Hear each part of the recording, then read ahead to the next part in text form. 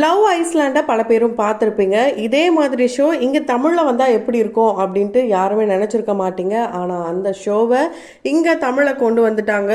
Second love அப்படின்ற show மூலிமா இப்போ நிறைய விஷயங்களை மாற்றி அமைக்கணும். காதல்னால் இதுதான், ஒரே ஒரு முறை மட்டும் மலர்றது மட்டும் காதல் கிடையாது, அது இன்னொருத்தர் மேலே கூட வரலாம், டாக்ஸிக்கான ரிலேஷன்ஷிப்பில் இருந்தும் அதை விட்டு வெளியே வரலாம் அப்படின்றத உணர்த்துற வகையில் தான் முழுக்க முழுக்க லவ் கான்செப்ட் மட்டுமே வச்சு எடுக்கிற ஷோ தான் இந்த செகண்ட் லவ் ஷோ. 30 நாளில் 6 ஆண்கள் 6 பெண்களை உள்ள அனுப்பிச்சு அவங்க 2 பேரையும் பேட்சப் பண்ணணும், இதுதான் விஷயம். ஸோ இது நடக்குமா இல்லையா, இதில் என்ன சண்டைகள் நடக்க போகுது, இதெல்லாமே தான் இந்த ஷோவில் இன்ட்ரெஸ்டிங்கான விஷயங்கள். ஆனால் இதை பார்க்கும்போது பிபி மாதிரி தான் இருக்குது அப்படின்னு பல பேருடைய கருத்தாக இருக்குது. நம்ம முன்னாடியே சொன்ன மாதிரி பிபியே வேணான்னு சொல்கிறாங்க. இதில் வர இந்த ஒரு ஷோவா, இது என்ன சேனல்ன்ட்டு சேனலையும் கழுவி தான் ஊற்றிட்டு இருக்காங்க. ஸோ யார் என்ன ஊற்றினாலும் அவங்களுக்கு டிஆர்பி முக்கியம், கண்டென்ட்டும் முக்கியம் அப்படின்றதுல எந்த ஒரு மாற்றமும் கிடையாது, சந்தேகமும் கிடையாது. அந்த வகையில் தேஜஸ் இந்த ஷோவில் ரியல் ரெமோவாக வளம் வர ஒரு பர்சனை பற்றி தான் இந்த வீடியோவில் நம்ம பார்க்க போகிறோம். தொடர்ந்து வீடியோஸ் பார்க்கணும்னு நினச்சிக்கலாம் உடனே நம்ம சினை சமூகம் சேனலை சப்ஸ்கிரைப் பண்ணிவிடுங்க. கூடவே பக்கத்தில் இருக்க பெல் ஐக்கனையும் மறக்காமல் ப்ரெஸ் பண்ணிவிடுங்க. தேஜஸ் இவரை பார்க்கும் போதே ஒரு ஃபாரின்லேருந்து வந்தவர் அப்படின்றது ரொம்ப நல்லாவே தெரியுது. ஆனால் இவர் பேச ஆரம்பித்தார்னா தமிழ் பையன் அப்படின்றதும் ரொம்ப நல்லா தெரியுது. ஸோ ஒரு சிலர் இவரை பார்த்து மட்டுமே ஜட்ஜ் பண்ணுவாங்களாம். அண்ட் இவர் இந்தியாவுக்கெலாம் வந்தப்போ, இங்கே சென்னை பார்க்கலாம் வந்த சமயத்தில் இவர் முன்னாடியே தமிழ்லேயும் இவரை பற்றி திட்டியிருக்காங்களாம். ஆனால் இவருக்கு தமிழ் தெரியும், பல பேருக்கும் தெரியாதாம். அந்த மாதிரிலாம் நடந்த சம்பவங்கள் இருக்குது. இப்போவும் இவர் தமிழ் பையனா, நீங்கள் எங்கேருந்து வந்திருக்கீங்க, இப்படிலாம் சந்தேக பார்வையோடு தான் இங்கே பார்க்குறாங்க. அது இவருக்கு ரொம்பவே மன வருத்தமாக இருக்கா. ஆனால் இவர் என்னதான் அமெரிக்காவில் வளர்ந்தாலும் பக்காவான தமிழ் பையங்க நான் அப்படின்ட்டு ரொம்ப அழகாகவே சொல்லியிருக்காரு. ஆமாங்க, இவர் ஒரு நடிகர், அமெரிக்கன் இந்தியன் ஆக்டர் அப்படின்னே சொல்லலாம். இங்கே தமிழ் படங்களும் நடிச்சிருக்காரு. ஸோ ஒரே ஒரு படம் தான் நடிச்சிருக்காரு, அதுவும் ஒரு முக்கியமான படத்தில் ஒரு முக்கியமான ரோல் நடிச்சிருக்காரு. அது என்னன்றதை தொடர்ந்து பார்க்கலாம். இவர் இங்கே கும்பகோணத்தில் தான் பிறந்திருக்காரு. பிறந்ததுமே இவருக்கு நல்ல ஒரு லைஃப் ஸ்டைல் கொடுக்கணும் அப்படின்ட்டு அவங்க பேரண்ட்ஸும் நினச்சிருக்காங்க. அப்போ தான் இவருக்கு யூஎஸ்கே போகணும் அப்படின்ட்டு யூஎஸ்ன்ட்டு ஒரு சின்ன வயசுலேருந்து ட்ரீம் அப்படின்னே சொல்லலாம். அங்கே போனதும் இவர் நல்லா படிச்சிருக்காரு, படித்து முடிச்சு நல்ல வேலைன்னே சொல்லலாம். ஆனால் அந்த சமயத்தில் தான் இவர் அறியாமலே இவருடைய ஃப்ரெண்ட்ஸ்லாம் என்ன பண்ணியிருக்காங்கன்னா, நீ ஏன்டா நடிக்கக்கூடாது, நீ மாடலிங் பண்ணுடா, நீ ஃபோட்டோ ஷூட் எடுறா அப்படின்ட்டு அவங்களுடைய ஃப்ரெண்ட்ஸ்லாம் என்ன பண்ணியிருக்காங்க, அவரை உசுப்பேத்தி விட்டுருக்காங்க. இவர் ரொம்பவே ஷையான டைப்பாக, ஐயோ என்னால் முடியாது, நான் ரொம்ப ஷை, எனக்கு ரொம்ப பயம்பா அப்படிலாம் சொல்ல, இருந்தாலும் ஒரு மியூசிக் வீடியோ இங்கிலீஷில் பண்ணுறாரு. அந்த வீடியோ அங்கே ரொம்பவே டாப் ஆகுது. அதை தொடர்ந்து நடிப்புனா என்னன்னு எனக்கு தெரியாதேடா, நான் எப்போ இது பண்ணுறது அப்படின்ட்டு இவர் கொஸ்டின்லாம் கேட்க, என்ன நடிப்பு பெரிய நடிப்பு, நீ ஒரு கிளாஸுக்கு போ 6 மாதம், கண்டிப்பாக நடிப்பு தானாக வரும் அப்படின்னு அவங்க ஃப்ரெண்ட்ஸு சொல்ல, இவரும் போயிட்டு சூப்பராகவே ஆக்டிங் கிளாஸுக்கெலாம் போயிட்டு நடிப்பை லேர்ன் பண்ணாராம். இப்போ வரைக்கும் அதுக்கான ட்ரைனிங்கை எடுத்துகிட்டே தான் இருக்காராம். இதை இங்கே தமிழ் ஒரு இன்டர்வியூவில் சொல்லியிருக்காரு. உண்மையாலே இதெல்லாம் ரொம்ப ஈஸியாக சொல்ல மாட்டாங்க. இவருக்கு வாய்ப்பு ஓடி எடுத்து யாரும் கொடுக்கல.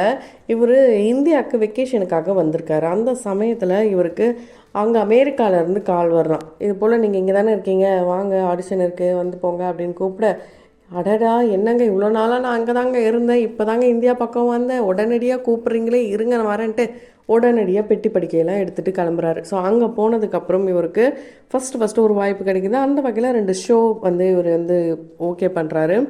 ரெசிடெண்ட் அப்படின்ற ஷோ, அதுக்கப்புறம் அந்த 2 ஷோவும் பார்த்திங்கன்னா ரொம்ப நல்லாவே ஹிட் ஆகுது. அதுக்கப்புறம் தான் இவருக்கு பட வாய்ப்புலாம் வருது.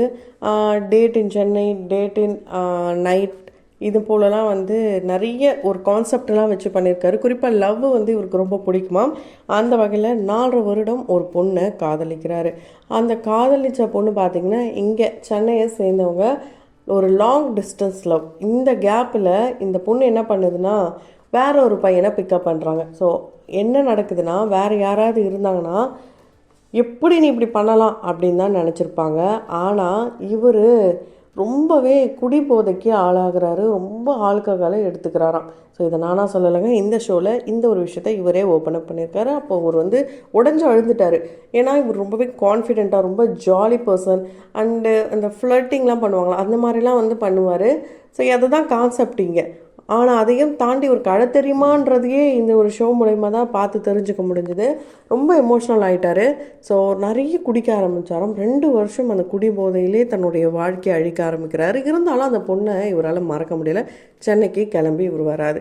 ஸோ அமெரிக்கா டு சென்னை இங்கே வந்ததும் இங்கே என்ன பண்ணுறாருன்னா, அந்த பொண்ணு எப்படியாவது நம்ம பார்க்கணுன்ட்டு பேச ட்ரை பண்ணுறாரு. அந்த கேப்பில் தான் அந்த பொண்ணுக்கு இன்னொரு ஆள் இருக்கிறது தெரிய வருது. இவர் என்ன பண்ணுறாருன்னா, அந்த பர்சனையுமே பார்க்குறாரு. பார்த்ததும் அட நம்மளை விட அந்த பையன் நல்லா இருக்கான், ரொம்ப தங்கமான பையனாக இருக்கானே, என்னை விட அந்த பொண்ணுக்கு நல்ல வாழ்க்கை துணை அவன் தான். ஸோ அவன் கூடயே அவன் வாழட்டும், நம்ம இதை ஏற்றுக்கணும், இதிலேருந்து மீண்டு வரணும் அப்படின்ற மாதிரி சொல்லி அதை விட்டுட்டு அவங்களுக்கு ஒரு பாய் சொல்லிவிட்டு இப்போ வரைக்கும் ஒரு ரெஸ்பெக்ட் அந்த பொண்ணு மேலே இருக்கான். அதையும் ஓப்பன் அப் பண்ணியிருக்காரு இந்த ஷோவில். ஸோ இதெல்லாம் ரொம்ப பெரிய விஷயம். ஆனால் இவர் அதெல்லாமே பண்ணியிருக்காரு.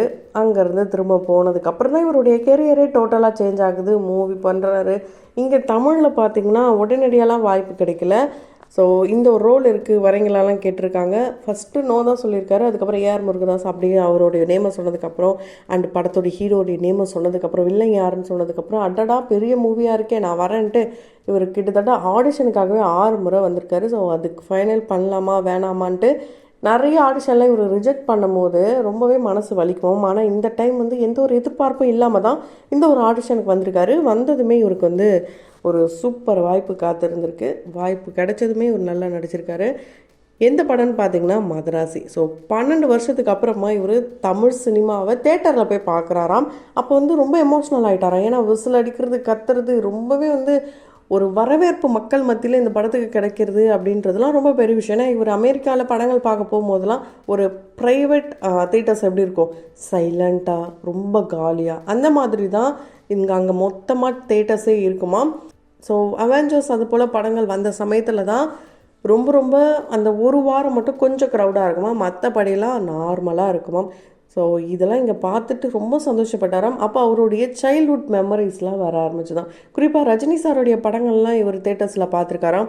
அதெல்லாம் பார்த்துட்டு, ஏன்னா ரஜினி சாருடைய தீவிரமான ஃபேனாக தான் இவர் இருந்திருக்காரு சின்ன வயசுலேருந்து.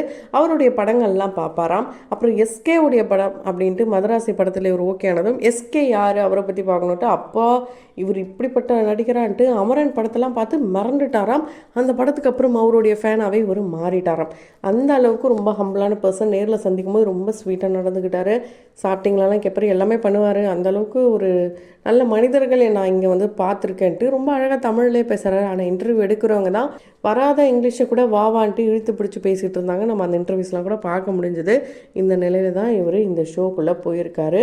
ஸோ அந்த காதலுக்கு அப்புறம் எந்த ஒரு காதலை அவர் அக்செப்ட் பண்ணுறதுக்கு ரொம்ப தயாராக இருக்கார். ஸோ ஒரு மனக்கோட்டையே கட்டி வச்சுருக்காரு. ரீசெண்ட் டைமில் அங்கேருந்து ஒரு கண்டெஸ்டட் ஃபீமேல் கிட்ட பேசும்போதே இந்த டேட்டிங் பற்றி பேசும்போது 3 பெட்ரூம் இருக்கிற ஒரு வீடு, அந்த வீட்டில் ஒரு ரூம் ஆஃபீஸாக யூஸ் பண்ணிக்கலாம், இன்னொரு ரூம் வரைகிறதுக்கு இப்படி அப்படின்ட்டு எல்லாத்தையுமே சொல்லுவார். அதை சொல்லும் போதே ரொம்ப ஃபன்னாக இருந்தாலும் இவர் மாஸ்டரே முடிச்சிருப்பார் போலன்ட்டு பல பேரும் கமெண்ட்ஸ் பண்ணிகிட்ருக்காங்க. அந்த வகையில் அந்த ஒரு பர்டிகுலர் எபிசோடை யாரெல்லாம் பார்த்துட்டிங்கன்றதை கமெண்ட் பாக்ஸில் கமெண்ட் பண்ணுங்கள். அண்ட் இவர் இந்த ஷோக்கு கண்டிப்பாக இன்னொரு லவ்வை செட் பண்ணிட்டு தான்ப்பா போவார் விட்டு போகும்போது அப்படின்ட்டு யாரெல்லாம் சொல்கிறீங்க. அண்ட் யார் கூட இவருடைய பேர் நல்லா இருக்குன்றதையும் கமெண்ட் பாக்ஸில் மறக்காமல் கமெண்ட் பண்ணிவிடுங்க. தொடர்ந்து வீடியோஸ்லாம் பார்க்கணும்னு நினச்சிங்கன்னா உடனே சேனலை சப்ஸ்கிரைப் பண்ணிவிட்டு பக்கத்தில் இருக்க பெல் ஐக்கனையும் மறக்காமல் ப்ரெஸ் பண்ணிவிடுங்க.